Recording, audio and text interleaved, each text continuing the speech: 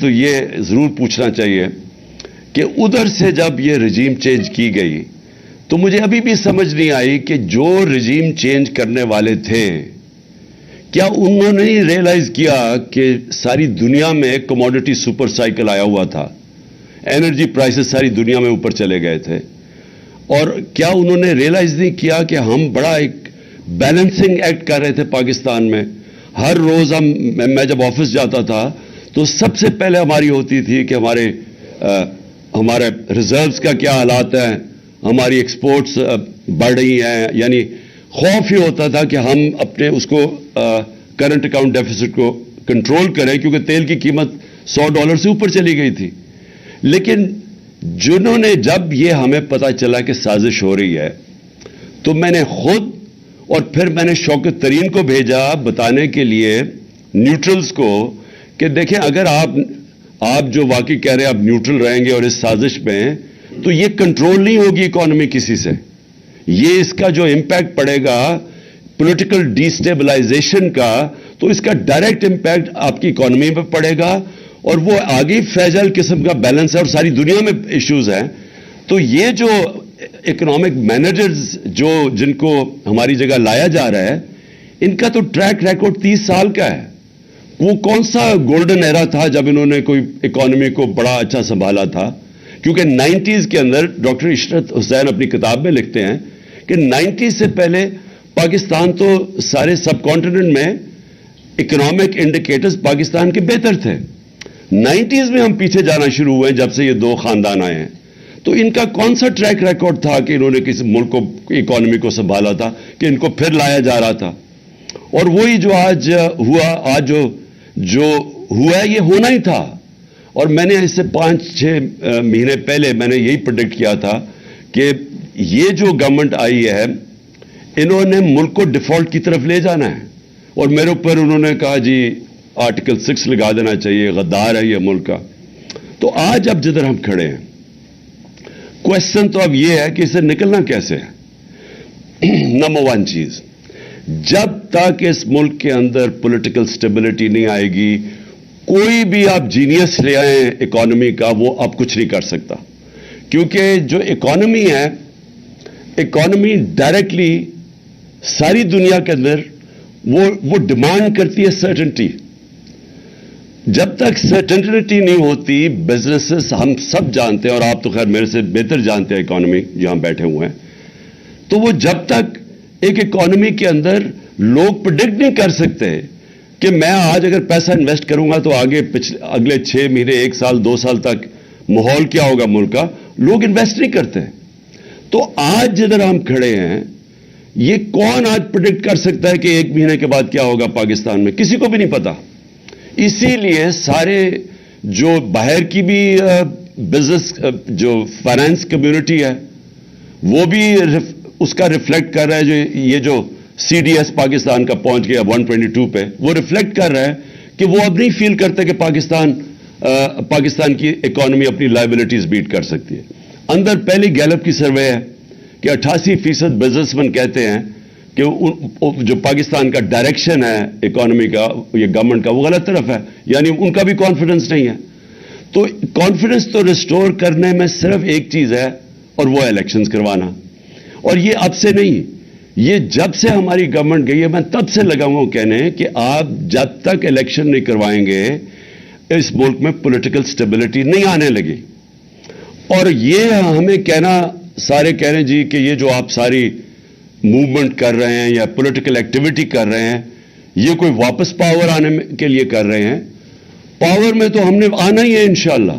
وہ تو آپ جو حالات یہ گورنمنٹ نے کر دیا ہے, ہمیں تو الیکشن کیمپین کرنے کی بھی ضرورت نہیں ہے. جو اس وقت ملک کا حال ہے اور جو اکانومی کا حال ہے, جو مہنگائی کا حال ہے, اور جو آج بزنس کمیونٹی جو شاید سمجھتی تھی کہ یہ کچھ کر دیں گے, وہ سب کو اب یہ متفق ہے کہ گورنمنٹ تو اب کچھ نہیں کر سکتی. لیکن اور جتنی دیر چلتا جائے گا ہماری پارٹی گین کر رہی ہے اور وہ واضح ہے, چاہے بائی الیکشنز ہو چاہے اوپینین پولز ہو. لیکن مجھے جو خوف آ رہا ہے کہ یہ پاکستان کو ادھر لے جائیں گے جدھر یہ سب کے ہاتھ سے باہر نکل جائے گا. یعنی یہ اس ادھر نہ پہنچ جائے کہ ہمیں اتنی پیچھے دھکیل دیں کہ جو بھی گورنمنٹ آئے گی اس کے لیے بہت ہی مشکل ہو پھر یہ سچویشن کو کنٹرول کرنا. تو میری نمبر 1 طرف اکنامک چیلنجز بڑے تھے, دوسری طرف پاکستان کے اندر رول آف لا نہیں ہے, تھن مائنورٹی میجورٹی, اس کے لیے تو بہت ہی مشکل ہے کہ بڑے چیلنجز کو کوپ کرنے کے لیے. وہ ریلیٹڈ ہے رول آف لا سے.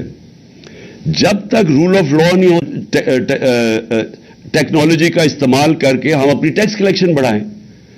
آپ یقین کریں کہ 1 سال تک ہر وقت وہ سیبوٹاج ہو جاتا تھا اندر سے.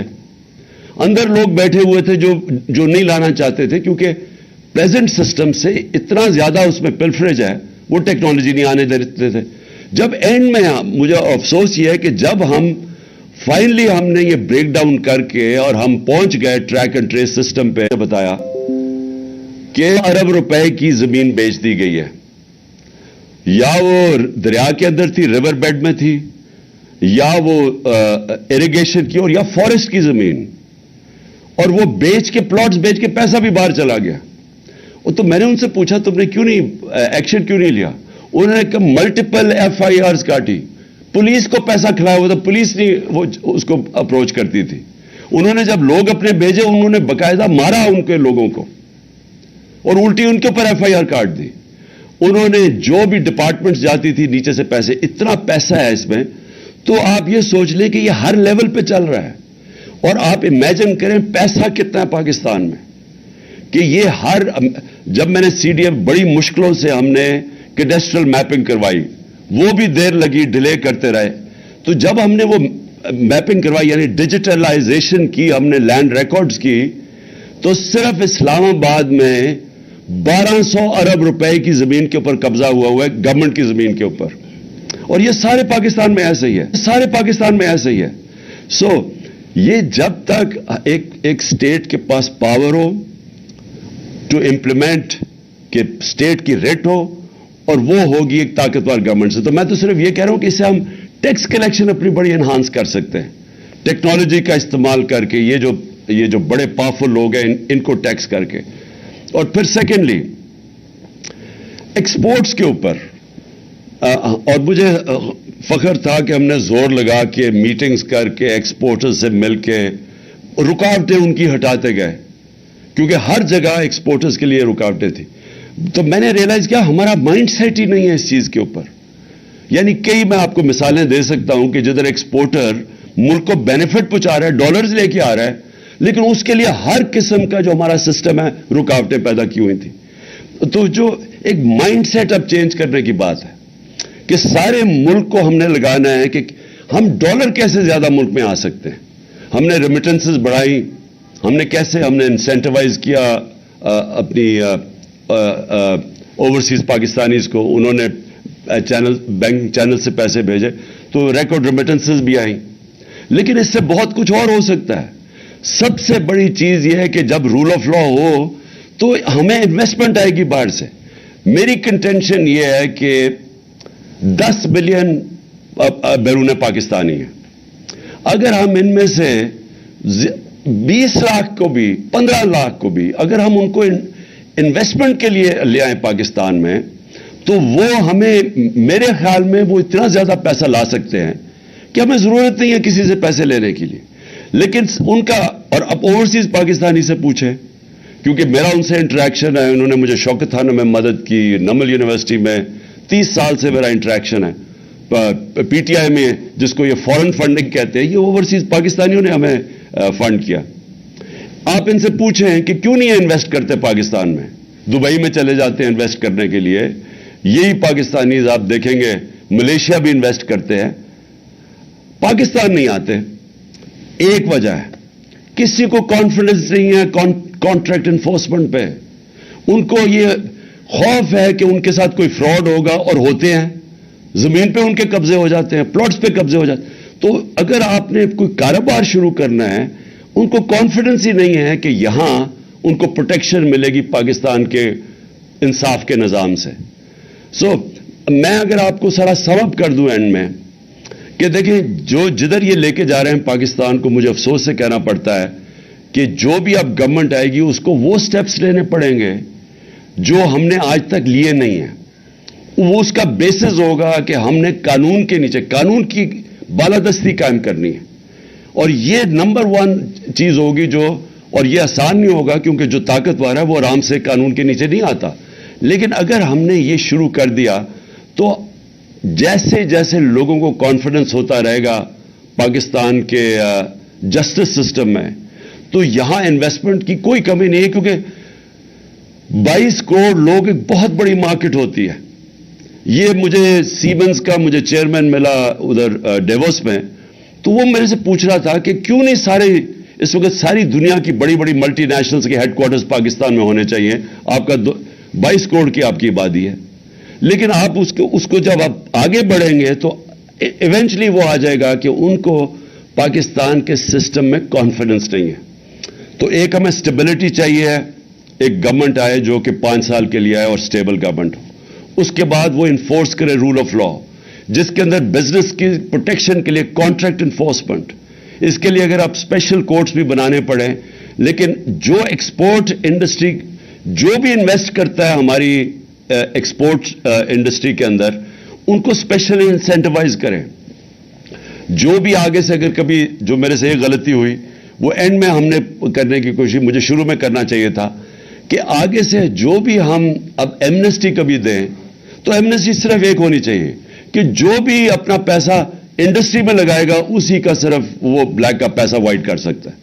یعنی ہم سارا ڈائریکشن اپنے ملک کا ویلتھ کریشن میں لگائیں, انڈسٹری میں لگائیں, بزنسز کی رکاوٹیں جو ہم دور کر رہے تھے اسمال اور میڈیم انڈسٹری کے لیے, ہم نے خاص طور پہ اینڈ میں میٹنگز دیتا تھا, ان کی گلوٹین کرتے تھے, جو ڈفرنٹ ریگولیشنز ہیں جو ان کے لیے کاسٹ آف ڈوئنگ بزنس میں اضافہ کر دیتے تھے. اور میں آخر میں یہ کہنا چاہتا ہوں کہ دیکھیں میرا جتنا بھی یہ 3.5 سال میں نے دیکھا کہ اتنا زیادہ پوٹینشیل ہے یہاں. نمبر 1 ٹورزم, جتنا ٹورزم کے اندر, کیونکہ میں انفارچونیٹلی کووڈ کے 2 سال آ گئے جس میں دنیا میں ٹورزم افیکٹ ہوئی, لیکن میں آپ کو یہ بتا رہا ہوں کہ پاکستان میں ایسی ایسی جگہ ہیں, اور ہم نے ایک پورا پلان بھی کیا ہوا ہے ایک سکردو کے اندر ایک جگہ کہ پوری ریزورٹ بنے, کیونکہ وہ ایسی ایسی جگہ ہماری.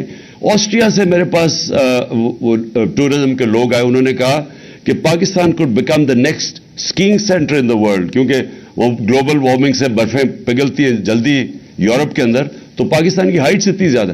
سو ٹورزم ایک ہے, ہر قسم کی ریلیجس ٹورزم ہے, وہ سارا ہمارا جو کوسٹ لائن ہے وہ ساری ورجن ٹیریٹری ہے, اور ماؤنٹن ٹورزم. اور تیسری چیز کہ پاکستان کے اندر جو ہم نے کبھی زور نہیں لگایا کنیکٹیوٹی کا, وہ ہم اینڈ میں کوشش کر رہے تھے. سارا سینٹرل ایشیا اس وقت پاکستان کے لیے, اور افغانستان میں اگر اسٹیبلٹی جو اب آ رہی ہے تو ہمارے لیے وہ سارا ایک ایریا وہ بھی ورجن ٹیریٹری ہے, اس کے اندر بھی اتنا زیادہ پوٹینشیل ہے جو ہم نے اینڈ میں جا کے کوشش کی تھی ایکسپلور کرنے کی. اور آخر میں یہ جو ہمارا اس وقت کرائسس ہے یہ انرجی کا, میں فرم بلیور ہوں کہ ہمیں آتے ساتھ ہی ہمیں رشین آئل لینا چاہیے تھا. ہم نے ان سے بات کر لی تھی کہ اپریل کے اندر ہم نے روس سے تیل خریدنا شروع کر دیا تھا ڈسکاؤنٹڈ ریٹ پہ جو ہندوستان کر رہا تھا. اور یہ اتنے خوف زدہ ہوتے ہیں امریکن سے, یہ ریئلائز نہیں کرتے کہ انڈیا ہمارے سامنے, انڈیا نے سٹینڈ لیا, انہوں نے پوری زور لگایا کہ انڈیا روس کا تیل نہ لے. آپ کے سامنے ہے وہ جو انڈین فارن منسٹر نے کتنی اپنے ملک کے لیے وہ کھڑا ہوا, یعنی وہ امریکنز انڈرسٹینڈ کرتے ہیں یہ چیز. ہمارا اس وقت تقریباً 10 کروڑ لوگ ہیں جو ونربل ہیں, 5 کروڑ لوگ ہماری غربت سے لکیر سے نیچے ہیں, 5 کروڑ لوگ اوپر اتنے ہیں کہ اگر پرائس شاک آتا ہے وہ نیچے چلے جاتے ہیں. تو اس وقت جو سب سے بڑا پرابلم ہے یہ جو انرجی ڈریون انفلیشن ہے, تو ہمیں تو اس کے اوپر پورا اپنا ان کو, اور میں بلیو کرتا ہوں کہ ہم کنونس کر سکتے تھے امریکنز کو, ہم کنونس کر سکتے تھے کہ ہمیں سستا تیل آنے دو. تو فائنلی میں یہ سمجھتا ہوں کہ جو چیلنجز بڑے ہیں پاکستان میں, لیکن میں یہ بھی بلیو کرتا ہوں کہ اگر ہم وہ اب سٹیپس اٹھائیں جو ہم نے ابھی تک نہیں لیے پاکستان میں, ہم نے جو کی ہے, میں پھر سے میری ساری جو زندگی کی سٹڈی ہے دنیا میں کہ امیر اور غریب ملکوں میں فرق ہی ایک ہے. امیر ملکوں کے اندر رول آف لا ہے, غریب ملکوں کے اندر انفارچونیٹلی سارے جتنے بھی غریب ملک ہیں وہ ان کے اندر طاقتور کے لیے ایک قانون ہے اور کمزور کے لیے دوسرا ہے, اور یہ واحد وجہ ہے کہ وہ غریب رہ جاتے ہیں. نائجیریا تیل کے اوپر بیٹھا ہوا ہے, غربت ہے, کیونکہ رول آف لا انڈیکس کے اوپر نائجیریا 7% ہے. سوئٹزرلینڈ وداؤٹ ریسورسز خوشحال طبقہ کیونکہ 99.9% رول آف لا ہے. ساری ویسٹرن ڈیموکریسیز 90% سے زیادہ ہیں. تقریباً ساری مسلمان دنیا 20% سے کم ہے اور پاکستان 10% سے کم ہے. تو جب تک یہ جو اصل ایشو ہے, خوشحالی آتی ہے رول آف لا کے بعد, انصاف ہوتا ہے تو خوشحالی آتی ہے. یہ جو کہ دنیا کے ایکسپیرئنس پہ ثابت ہو گیا. اور میں بھی یہ سمجھتا ہوں کہ ہمیں اگر اللہ نے موقع دیا تو جو سب سے امپورٹنٹ چیز ہے ہم نے اسٹرینگتھن کرنا ہے اپنا انصاف کرنا.